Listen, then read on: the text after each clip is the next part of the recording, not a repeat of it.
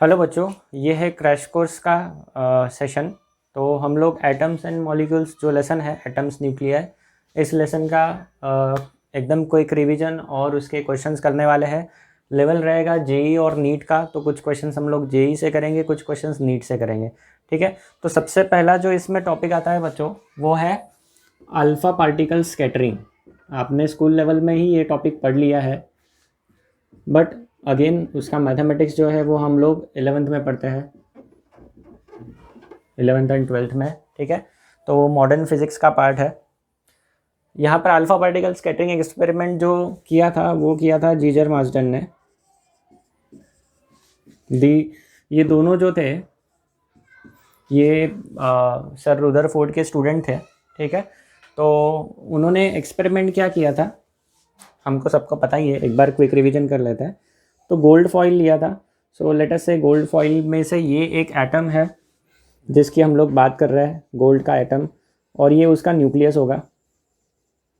Obviously ये nucleus बहुत छोटा है, मैंने बहुत बड़ा दिखाया है, और ये पूरा एटम होगा यहाँ पर। यहाँ से अल्फ़ा पार्टिकल्स आ रहे हैं इस तरह से। ठीक है, तो हमें पता है ऑब्जर्वेशन क्या हुआ था, जो पार्टिकल्स इस तरह से आ रहे हैं वो ऐसे सीधे निकल गए, ये पार्टिकल्स भी ऐसे निकल गए। जो इसके क्लोज था ये वाला पार्टिकल थोड़ा सा डिफ्लेक्ट हो गया विथ स्मॉल एंगल। ठीक है, और जो पार्टिकल एग्जैक्ट उसके न्यूक्लियस के पास था वो रिवर्स हो जाएगा। अब ये वाला जो है ये हो जाएगा रिवर्स, तो सेम रूट से वापस चला गया। कुछ पार्टिकल्स थे वो बिल्कुल अनडिफ्लेक्टेड, सीधे जैसे आए थे वैसे ही सीधे सीधे चले गए। कुछ पार्टिकल्स थे जो एंगल थीटा से डेविएट हुए। तो यहाँ पर पर्टिकुलर एंगल थीटा पे कितने number of particles detector detect करेगा, that is N of theta, which is number of particle received at detector, okay, at particular angle theta, and it is proportional to Z square. What is this Z? ये जो हमारा experiment था वो किसके साथ किया था? गोल्ड के साथ। तो this will B Z of gold, atomic number of gold. तो दिस जेड, अभी देखो ये एक्सपेरिमेंट स्पेसिफिकली सिर्फ गोल्ड के लिए कर सकते हैं ऐसा नहीं है, बाकी मेटल्स का फॉइल भी यूज़ कर सकता है। तो वहाँ पर जेड क्या है? It is atomic number of metal, है ना। मेटल फॉइल बोल सकते हो आप, जो भी हमने फॉइल यूज़ किया। अगर गोल्ड यूज़ किया था जो उन्होंने किया होगा, तो जेड की वैल्यू हमको पता है गोल्ड के लिए कितनी है। ओके, यहाँ पर ये जो थीटा है it is this angle which is called scattering angle. ठीक है, और ये जो k है this is kinetic energy of alpha particle.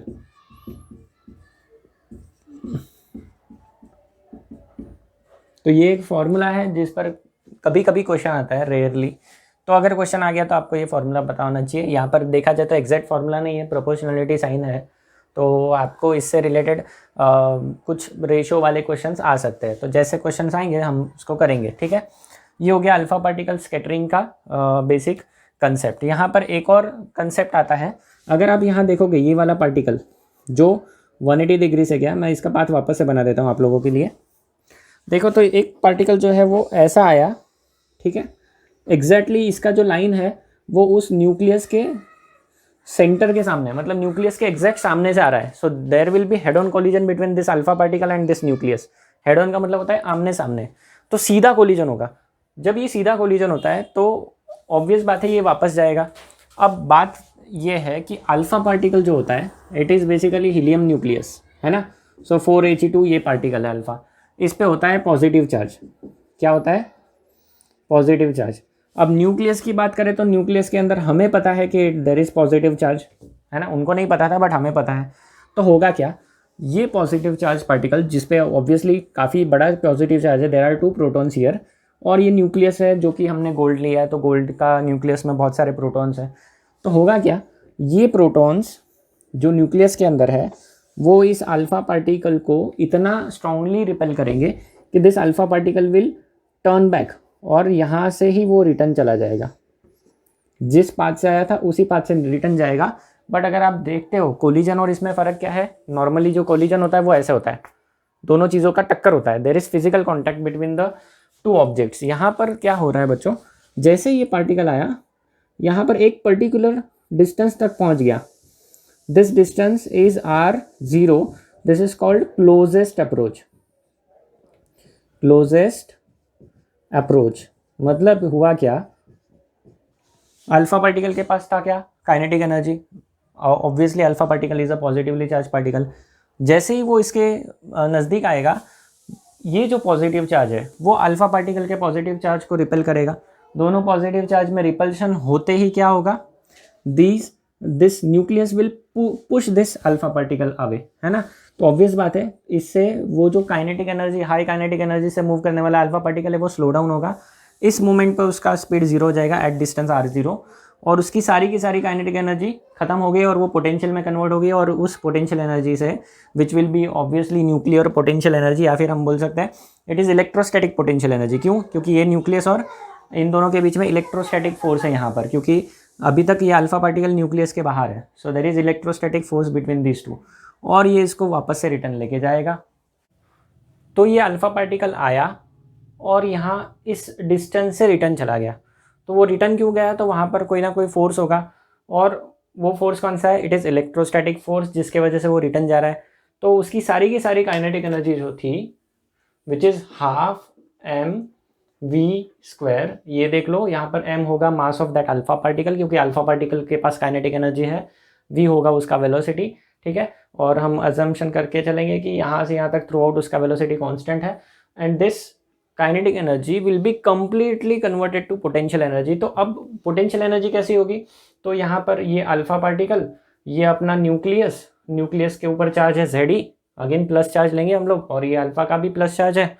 तो इस दोनों के ये जो है ये टू चार्ज सिस्टम हो जाएगा, और इसका पोटेंशियल एनर्जी जो होता है it is k(q1)(q2) upon r² होता है ना, k(q1)(q2) अपॉन r होता है। तो ये टू चार्ज सिस्टम बन जाएगा, अल्फा पॉजिटिव चार्ज है, और ये जो न्यूक्लियस है गोल्ड का वो है, उस पर चार्ज होगा Z times C, atomic number जितना भी होगा उतने उसमें प्रोटॉन्स होंगे times the charge of proton.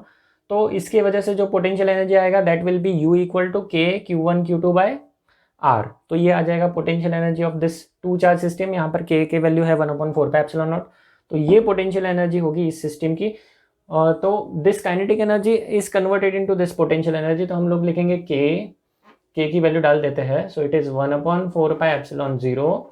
पहला चार्ज है अल्फा का विच इज़ E, है ना। दूसरा जो चार्ज है it is Ze upon distance जो होगा, वो डिस्टेंस अगर देखोगे तो this distance is closest approach distance which is r0। तो यहाँ पर हमने लिख दिया r0।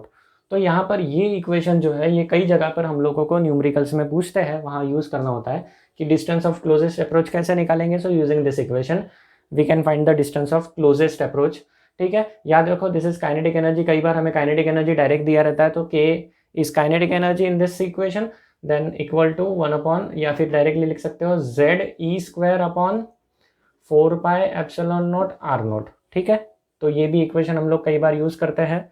और एक सिचुएशन क्या आता है, ये अल्फा पार्टिकल की जगह कोई और पार्टिकल है, ठीक है, और उसका चार्ज हमें पता नहीं है ऑब्वियसली, लेकिन उसका एटॉमिक नंबर पता है Z1, और ये जो दूसरा मेटल है उसका एटॉमिक नंबर है Z2।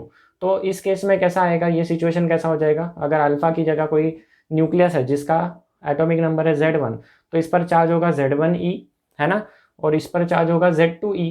तो उस सिचुएशन में ऐसा कोई तो हल्का सा, लेटर से हमने कोई हल्का एटम लिया है और उसका न्यूक्लियस हम ऐसे यहाँ पर अटैक कर रहे हैं उस न्यूक्लियस से, तो उस केस में क्या हो जाएगा, ये फॉर्मूला ऐसा आ जाएगा Z1e Z2e, और फिर इन दोनों का जो भी कोलिजन होगा तो यहाँ पर सिर्फ Z1 Z2 की टर्म आ जाएगी। तो इक्वेशन हो जाएगी k की जगह हम लोग ये हाफ mv² भी यूज़ कर सकते हैं। तो इक्वेशन हो जाएगी k equal to Z1 Z2 e² upon 4πε0 r0, ठीक है। तो ये इस तरह से भी हम लोग इस इक्वेशन को लिख सकते हैं। तो ये जनरलाइज्ड इक्वेशन हो गए। अब हम लोग बच्चों इसके न्यूमेरिकल सॉल्व करेंगे। तो बच्चों क्वेश्चन ये है, in a रुदरफोर्ड्स scattering experiment, question पूछा गया था AIPMT 2009 में, ठीक है। It was a pre medical exam, जो आजकल नीट होती है वैसे ही पुराने टाइम में PMT होती थी।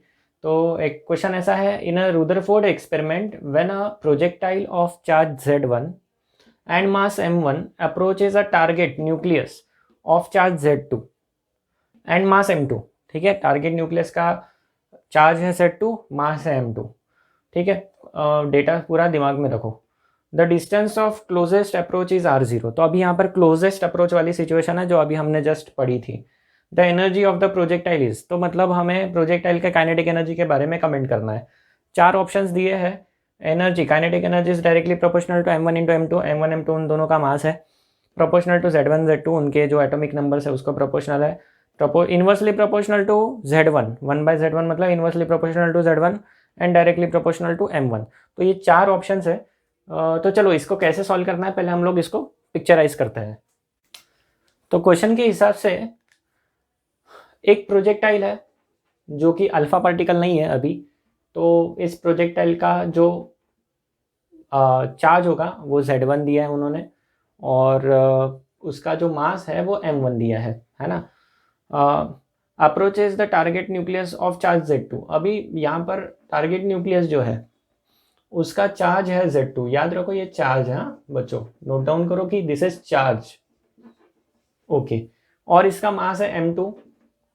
अब जब क्लोजेस्ट अप्रोच पे हो गए तो डिस्टेंस हो जाएगा r0, क्योंकि क्वेश्चन में बोला है कि ये क्लोजेस्ट अप्रोच तक आ रहा है।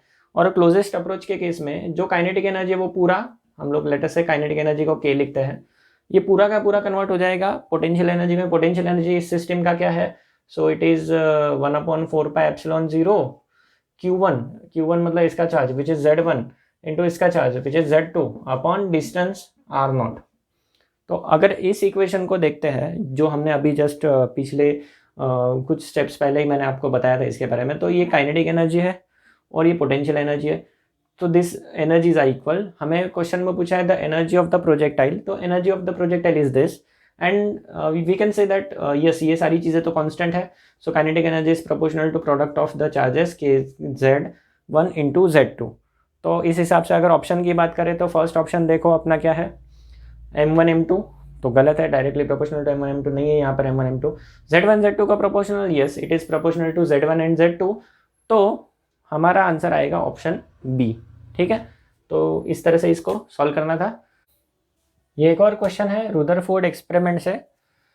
इन Rutherford scattering experiment number of alpha particles scattered at 60 degree is 5 × 10⁶। तो हमें दिया है n1 विच इज 5 × 10⁶। ये नंबर ऑफ पार्टिकल्स है जो 60 डिग्री पे, at 60 degree, so this is θ1, हम इसको θ1 लिख देंगे। 60 डिग्री पे स्कैटर हुए कितने, इतने particles. Number of alpha particles scattered at 120 degree, तो θ2 है 120 डिग्री, और उसमें कितने पार्टिकल स्कैटर हुए ये हमें पूछा है, n2 पूछा है। ठीक है, तो ये है अपना क्वेश्चन। कैसे सॉल्व करेंगे इसे बताओ, फॉर्मूला आपको पता होना चाहिए इसके लिए। तो कैसे सॉल्व करेंगे इस क्वेश्चन को, n is inversely proportional to sin raise to 4 of θ/2 या फिर sin θ/2 ब्रैकेट रेज टू 4, ये अपना है formula. n is inversely proportional to sin θ/2 raise to 4 where theta is scattering angle अपने को दिया है। तो हमें पूछा है n2, तो हम लोग ऐसे लिखेंगे n2 अपॉन n1, क्योंकि n2 निकालना है। So it will be equal to, यहाँ पर बाकी कांस्टेंट तो कट हो जाएंगे, ये इनवर्सली प्रोपोर्शनल है तो ये यहाँ पर उल्टा हो जाएगा। So this will be sin θ1/2 raise, पूरा ब्रैकेट का रेज टू 4 कर देंगे, divide by sin θ2/2 bracket raise to 4। तो अगर ये इनवर्सली प्रोपोर्शनल है तो यहाँ पर रेशियो निकालते वक्त n2 अपॉन n1 निकालते वक्त n2 वाला यहाँ पर आ जाएगा नीचे, है ना, n2 का सामने वाला θ2 नीचे और n1 का सामने वाला ऊपर जाएगा, क्योंकि इनवर्सली प्रोपोर्शनल है। अब आगे क्या करेंगे, फिर वैल्यूज डालते हैं। तो sin θ1 कितना था, θ1 था 60 डिग्री, तो 60 का हाफ हो जाएगा 30, अपॉन sin θ2 कितना था 120 डिग्री था, तो 120 का हाफ कितना हो जाएगा बच्चों, 120 का हाफ हो जाएगा 60, और ब्रैकेट का पावर है 4। sin 30 कितना होता है, sin 30 होता है 1/2 डिवाइड बाय sin 60 होता है √3/2। सही बात है ना। तो यहाँ पर 2 कट हो जाएगा, 1/√3 बचेगा, पावर है 4, ओके। और यहाँ पर है n2, और n1 की वैल्यू कितनी है, n1 की वैल्यू हमें दिया है, इट इज़ 5 × 10⁶। सही है, तो अभी इसको क्या कर देंगे, ये कैलकुलेशन ओरली कर सकते हैं। 1/3 का 4, ये देखो 1/√3 रेज टू 4 है, तो 1/√3, √3 का स्क्वायर कितना होगा 3, और उसका वापस से स्क्वायर, क्योंकि 4 पावर है ना तो 2 बार स्क्वायर करेंगे। तो √3 का स्क्वायर होगा 3 और उसका वापस से स्क्वायर करेंगे तो हो जाएगा 9। तो ये 1/9 हो गया। तो 1/9 ये इसका पूरे टर्म का आंसर। और ये 5 × 10⁶ को उधर शिफ्ट कर दो तो कितना हो जाएगा, इंटू 5 × 10⁶, मतलब आंसर आ रहा है 5/9। तो ऑप्शंस देखो ज़रा, तो ऑप्शंस में